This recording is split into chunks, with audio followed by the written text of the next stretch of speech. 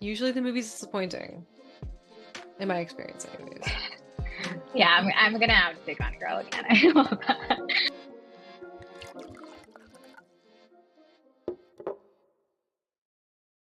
All Awesome. right. Let's do it. Welcome back to Straight Up Book Club. Okay, today we're doing like a one-off one. Today we're gonna be talking about It Ends With Us by Colleen Hoover. You have the book in front of you, right? Like I do. I do not. I It ends had it with on my Kindle. us. There we go. This was So it was a quick one, right? Like I feel like everyone was reading about it already, so we decided to just do the whole one in like one quick episode instead of like pushing it out. yeah, and it's gonna be like it's a little bit of a different one because it's gonna be like a little bit of a cheeky episode. I don't like we don't have a summary for you all. Like we'll really quickly like recap it. I haven't seen the movie yet. Nat, have you seen it? I haven't yet. Like I honestly I wasn't gonna go watch it. So I'm like I'm waiting for it to come out and I'll stream it. But I don't think it's out yet. Um yeah, it's just one of those things where there's been just so much like drama around these and you Hmm. always think like is it just marketing? But I don't know, yeah, I don't there know. was a lot. I a part of me is like, oh, well, no publicity is bad publicity. And now it was like probably one of the most seen movies of the summer. So I don't know. If it's still playing when I come back from vacation it at like a close movie theater, I might just like go by myself and check it out and see. Yeah. Just because I love the movies. But I'm not too worried about it if I have to catch it at home, like stream it. But I guess we Yeah. can give like a really quick summary. Like, unlike other episodes, we're very prepared and we have notes. I was like, we're not going to do a summary for this. We're just going to wing it and see how it Yeah. goes. And it's been a little while, but essentially it's a book about a woman named Lily. Lily, like the flowers. Lily More names Bloom. that sound like Lily Bloom. That's her name. And she moves to Boston to open up a flower shop. While she's there, she meets this guy. I don't remember any of the names. Dear God, Ryle. She meets this guy, Ryle, on a rooftop. He's a neurosurgeon. They fall in love. It turns out that he's actually like an abusive person. I think like before they get married, he hits her once and tells her it'll never happen again. They get Yeah. married. The abuse continues. She ends up pregnant. Throughout all of this, we get some backstory through these journals. And the journals are addressed to Ellen DeGeneres. It was like her way of keeping a diary without feeling kind of lame about keeping a diary. And we find out that her first love was an unhoused guy from high school named, remind me of his name. Wow, I'm really bad at names. Me too. Oh, I'm drawing a Atlas. blank. I, Atlas. I Yeah, how did literally we have the forget book. Atlas? I don't know. I was going to say Adam. I knew it was an A name, but so Atlas was kind of like the love of her life, and but he was kicked out of his family home, so he'd been kind of squatting in a dilapidated house behind Lily's like childhood home. Also, Lily's father is abusive to her mother, and this is something that has been like a bit of a struggle. Not a bit of, this has been a point of contention between Lily and her mother, but then also Atlas and the family, knowing that this is happening when he does find out. So eventually, Lily leaves home. Her parents do stay together, but her father dies, and when Lily is living in Boston, her mom moves there too, so she's present with her now. She's pregnant with the baby, Ryle's baby. And then while they're there, we also realize that Alice had moved to Boston to open up a restaurant. And while he's there, this becomes a point of contention between like Ryle and Lily because he finds out this is her like old boyfriend. And that kind of causes the abuse to escalate a bit. And in the end, Lily does leave Ryle after she's had the baby. So it's before she's actually had the baby. And so she's raising the kid on her own, and it seems like she's gonna start a relationship with Atlas, sorry, but it's a little fuzzy. And I believe that Mhm. that's everything. Did I miss anything important? Yeah, that's basically it. I think like there was a lot of like will they won't they energy at the beginning with Ryle, right? Because like Hmm. when they met early on, there wasn't like I don't know, he was very forward, which like honestly was such a red flag the Oh my whole God. time, you know. The red flag started when he was on the roof throwing chairs. Like, okay, that's like Yeah. the first thing to stay away from him. If anyways, if a person is exhibiting violence in one way, like punching a wall or throwing a chair, like that's a big red flag. That's Hmm. yeah, Yeah, it started day 100%. one. Yeah, and then he's also just like very what's the word? Insistent. You know, he'll like show up and just like, you know, try to convince her to like sleep with him and like she doesn't want to and like there's a whole lot of ickiness around that as well. Hmm. Um and then the He's other very, thing oh, is, sorry. oh, go ahead. No, he's very like, I don't want to fall in love with you because I'm too busy because I'm a neurosurgeon. So I just need to get this like physical thing out of my body by having sex with you, and Yeah, that's what I need to icky. protect is my sleep and my time as a neurosurgeon. But I would like you as an outlet for sex. That's kind of seems to be his MO here. Anyway, sorry, you were gonna say something really important. Yeah, no, Oh. not important. Like, yeah, that's his from the start. He's like, or well, they've been on different pages, right? Like she wants a relationship. He's saying that he doesn't want one. And he's very much like, I need to be the best at what I do, like my Mm. ambition, my ambition. And it's just like all of that is just gives me the ick as well now where it's like okay you can still be a human and be good at your job like those aren't like mutually exclusive or whatever. um the other thing is that his sister ends up Hmm. being like one of her really good friends because like I forget her name. Do you remember her name? The sister's name. She just Why like shows up one day. I want to say it's Jenny, but Jenny is from Long Island Compromise, but I feel like it started with J. It might What was her be. name? um Yeah, she just like shows up one day at the flower shop and she's like apparently she's like really wealthy because her husband has like sold some some like App or patents or something. something. Yeah, yeah, I think you're Her right, name's an app. Alyssa, which I should. Alyssa is in Long Island Compromise, so it is a doubling up of a name. They're like rich, There's rich.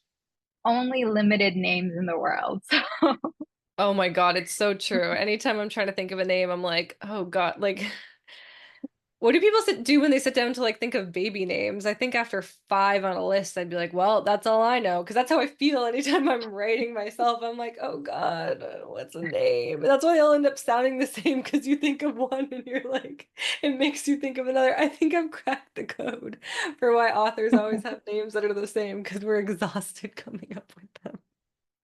why celebrity names are like, you know, the apple and the wolf and Moses and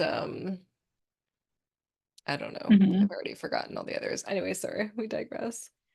Yeah, like that was really interesting too. So like Alyssa is like kind of caught between her brother um and Lily as well, you know, because it's just Hmm. like she does warn Lily. She does say like, you know, I don't really like this or whatever, but she just also eventually likes it. You know, she wants her friend to be her sister-in-law also.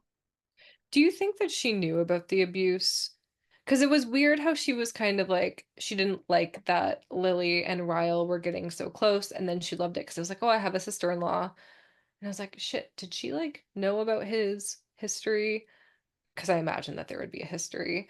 Um, but Mm, then the moment when Lily does sit her down and tells her what happened, Alyssa starts crying and she's like, "Look, I love you so much, but if you don't leave him, like I will cannot be your friend anymore." So she really does push her to leave him, yeah. which is significant. Yeah. And like I was so glad for that in that Yeah. moment, you know. Um I don't know. I kind of read it as she didn't know, but she had the feeling of, okay, my brother's a player. Like, I don't really want my friend to be experiencing that. And so, Mm-hmm. like, I don't know. Like, maybe she had like a feeling of like, I don't really like how he handled his relationships. But you know, I think it's like when it's your siblings or your family or your friends, that, anyone you hold dearly, you don't want to believe the worst of They're them. capable. Yeah. Yeah. Yeah. You might, yeah, you might suspect something and then you're like, oh no, okay. You I know? always wondered what that would feel like to be like the sibling or a parent of someone who's done something horrendous, like unforgivable.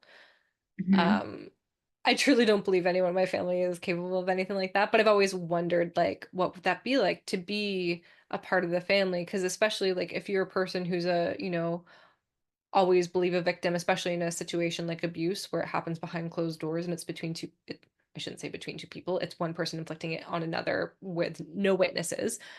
Hmm. Like, you if you're someone who always believes the victim, but then someone that you're related to who's the accused, like what does that feel like? What goes through their minds? Like I've always wondered what that, and I'm sure it's different for different people. No, I mean, that's such a difficult situation to be in because um how do you reconcile the best of a person with the worst of a person, because you Mhm. probably have seen this person in the best, and Mhm. then you kind of, it messes with your brain to be able Yeah. to like see those extremes in a person. And I mean, it definitely like erodes trust as well, I imagine, right? Mhm. Mhm. Yeah. But mhm. Let's talk about what we thought about this book. I'm definitely curious to know your opinions on it as a whole. Because we kind of texted about it a little bit, but like not in detail. Yeah, I mean, okay, so I think I have a set of thoughts about the book, and then I have a set of thoughts about, everything surrounding the movie. And I Yeah. haven't watched the movie, but like, and like, I'm trying to like separate them as well. But about the book, honestly, like this genre generally is not something I gravitate towards. Like we've talked about that in the past. So a lot of Colleen Hoover's books, like I have just sort of, not read. This is the first one that I've read. They tend to be a lot lighter, a lot sort of like beach reads, sort of, as far as I know.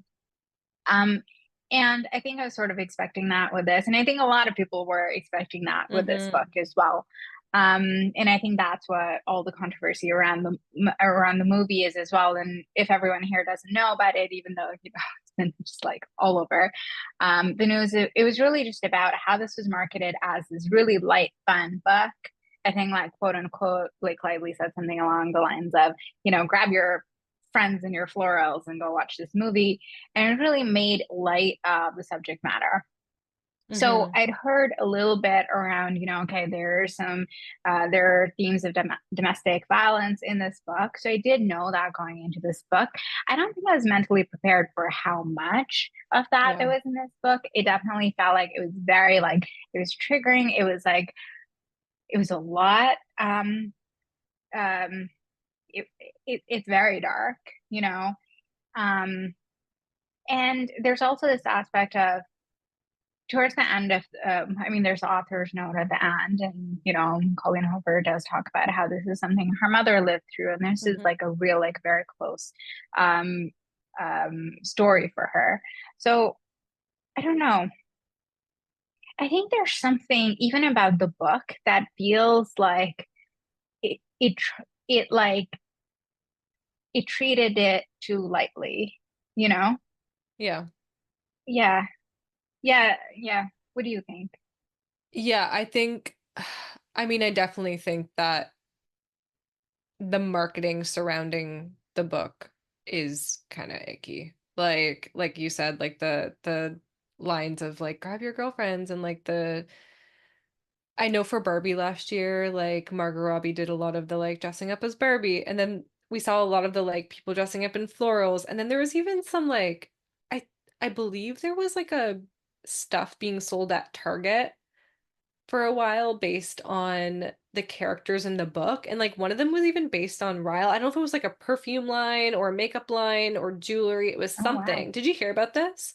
I'll have Mm-mm. to look into the details, but and then one of them was named Ryle and people blew up. They were like, "You're naming this after an abusive person in the book." So it was interesting. I think that these are important stories to tell, and it's this woman experienced it firsthand. She, saw it through her mother, the author did. So, um, like, who am I to say how she wrote it was good or bad? Like, I do think the book, I think that, like, if I'm being honest about like the book, like what you were saying before,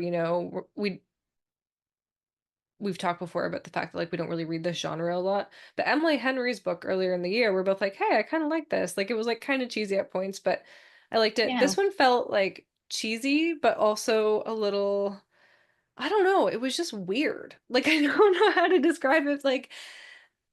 Like even just the diary to Ellen DeGeneres and like the levels of the like just keep it felt a little like it felt like a young adult book. That's what it felt like. But then it Mm, had domestic violence in it. So then it had to be treated as an adult book, if that makes sense.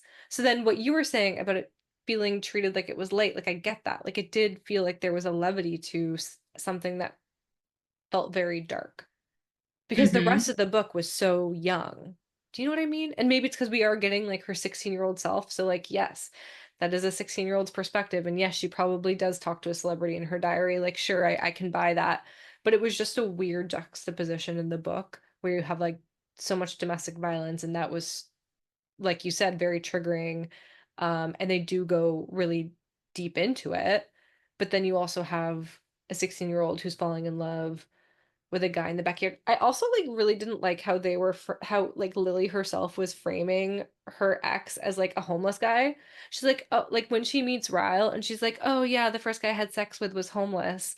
And it's like that almost feels like this weird like medal that she wants to give herself, but then also like Mm-hmm. utilizing the fact that he didn't have a home as like a badge of honor for herself, and the way she frames that was also a little bit icky. It was just Yeah. weird. I don't know. There was a lot of I felt a lot of like, huh. I guess that's how I could describe it. Is I felt a little bit, huh, the whole time I was reading it. Like, again, I think that these stories are important to tell, but it just felt like such a strange way to do it. Mm-hmm. No, that's so true. And like even towards the end, I think there was this moment where she says, like, oh, I would never um refer to you as that or like make light of, what you were going through in reference to Atlas. But that But is what she she did. did. She Yeah, so she sort of did. I didn't the love her character at the beginning when she did that. She's like, oh, like I had sex with a homeless man and then I like what was it? Like put a black mark on my family for the rest of my father's life. Like, yeah. I don't know, the way that she said that, I was just like, girl, what are you doing? Hmm. Yeah. Yeah. There's something about like how this book was written that I feel like also with this genre there's that danger of like just like telling versus showing. It's like just Yes. like this happened and this happened and this happened. And I feel like there's a lot of that here too. Like even though like I think there's some attempt with, the letters to get to a different layer. I didn't find that very effective either. Um, The you're letters were so right. unbelievable because it was, you're talking about the diaries, right? Uh-huh. They were Yeah, so exactly. unbelievable in its format because there was dialogue in them. And it's like, you're not gonna that's not how this works. And then I was like, is this not a cheat? Like, am I being too hard on it? But it's like literally, if you go back through the letter, sorry, the like her diary, it's full on conversations that she had with people verbatim. And it's like, that's not really how a diary works. Like, it felt like a way to cheat backstory because I know like it's a big no-no to have too much backstory in a book. But we also just read Long Island Compromise, and there are some really beautiful ways to do backstory. It's not easy. I can't imagine like this obviously like Taffy Brodesser Ackner is obviously a genius in her writing, but I'm like, I don't know, the journals just didn't feel like actual journals at Hmm. all. Just felt like a way Yeah. to do a time jump.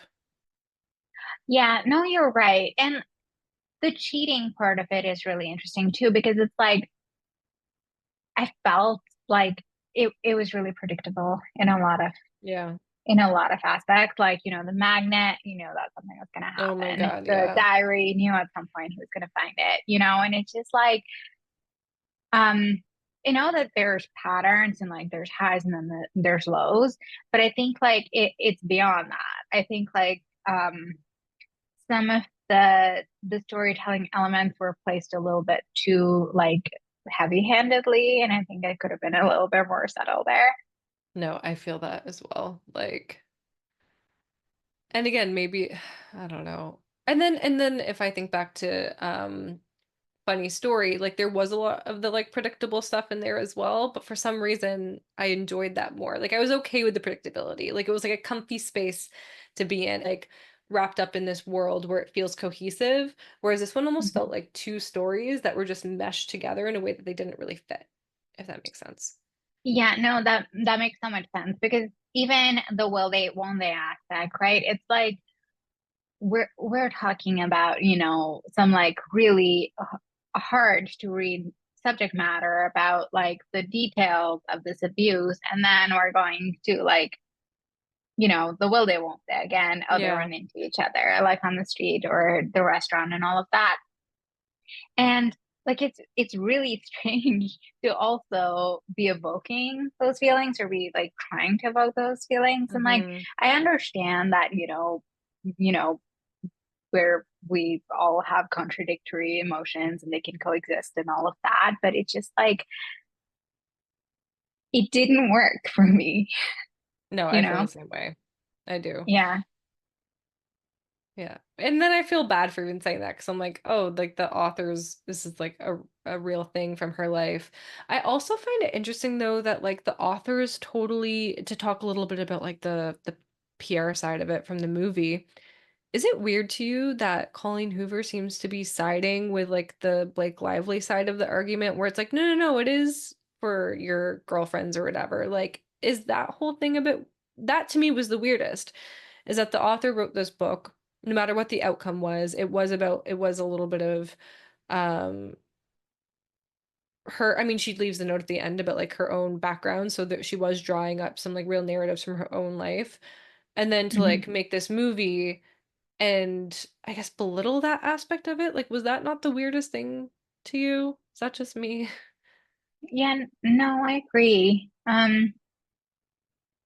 There's just been like so many like points of conflict around that marketing because there's the larger piece that we talked about, but I think it stemmed from like two different edits. I think that Blake Lively had one edit, and then I forget the other actor's name, but he had another edit. And they kind of tested it and went with the one that did better. But my like theory here is that the marketing plan went with Blake Lively's edit, and then they just Mm, ran with that one. Um, but I think the other like drama around this, I know this happened like a while ago, so we're like late talking about this, but um I think the other like thing that people were talking about was that, there's this whole thing around like fat shaming where Blake Lively felt that she was being fat shamed, because there's this hmm. scene where he has to lift her and he has a bad back and he was asking his trainer about how much she weighs. So I feel as though Colleen Hoover probably got caught up in this, and it's like, who are you going to side with in this scenario? So maybe there was a little bit of that, and who knows how Which the, is fair. Like, you want to be a yeah. girl's girl, you know? Like, I get that. Like, you do. Yeah. See, and that's that thing that I hate about this too, is that it's a conflict between, at the end of the day, like a cis man and cis woman, and like I don't want to be the person to take the man's side. Like, I don't. Like, we do this enough. Like, we what's the word? Like, brutalize women all the time. Anytime they're successful and doing well. Like, Blake Lively is a successful woman. She just started her own business. She's in a ton of movies. She's um Taylor Swift's best friend. Like, Hmm. it is one of those weird things where it's like, yeah, you want them to be the voice of reason in it all. I don't know. Well, I think it's just unfortunate that like if this story is really meant to be about this subject matter, like it's just gotten eclipsed. Yeah, It's really not about that anymore. So even if it was like a really effective book and a really effective movie, like it kind of wouldn't have mattered because everything surrounding it wasn't really talking about the harsh realities of being caught up in this situation, not knowing what to do in that situation. You know what I mean? It yeah. could have been like a powerful message. And I just think it was such a like, I don't know, missed opportunity. Yeah. No, I agree. I think that's a really great way to put it. It's definitely not about that anymore. I don't think anybody's talking about that aspect of it. And if anyone is, it is being eclipsed by everything else. So, yeah, I think that's kind of, I mean, I don't know if the moral of the story is the right way to frame it, but it's like at the end of the day, yeah. I don't know if it was the book or the movie or both, but yeah. Would you recommend this book to other people? Not. Honestly, I don't think I would. It was Yeah. hard to read. It was really hard to get through. I think the first little bit was just kind of, I mean, yeah, fun, like the first chapter or whatever, where before it gets like dark. But other than that, like I don't know, I would skip this one. Yeah. I mean, I feel like most people have already either read it or Either read it or not read it. yeah, That's true. yeah, or watched the movie or not. But I'm still I mean, gonna I watch think the I will. movie. I'll tell Yeah, you what I'm I so gonna. think. Because I also want to compare that, whenever there's a book and a movie and you're kind of like, okay, we're talking about, how they took one story and talked about that in the movie too. So I do like to, um, yeah, do that. And it doesn't really have to mean you're supporting one or the other. I don't know. Yeah, no, you're totally right. I think that's the most fun thing as soon as a movie comes out in book format. I'm trying to think of like the ones I've been pleased with. Woman Talking was good. Like that was a really good Oh rendition my of the God, yeah. book. Um I love that movie. Oh my God. The book was amazing. The movie was amazing. Did I tell you about this? I want to go watch this movie by myself. did And you I bawl think your eyes out? I bawled my eyes out. It was a matinee. I was just like, it was one of those movies where you can like sense the emotion in the theater. After it was done, like it was quiet. Like Hmm. no one got up. People just like sat there. And it's like one of those movies. And it was so sad. Both of those were like works of art, honestly. I go rewatch I bet. them. I bawled. But it's a lot to put yourself through. It is. It's a lot to, I mean, talking about stuff that like heavy subject matter, like that was so heavy. And I mean, there were children involved, so it was just like the heaviest of heavy. Bawled during the book. Definitely cried a little bit in the movie. I was with a friend though, so I was like, when you're with a friend, you're like, I'm not gonna cry, and then you're just kind of like wiping tears. But I did go see the.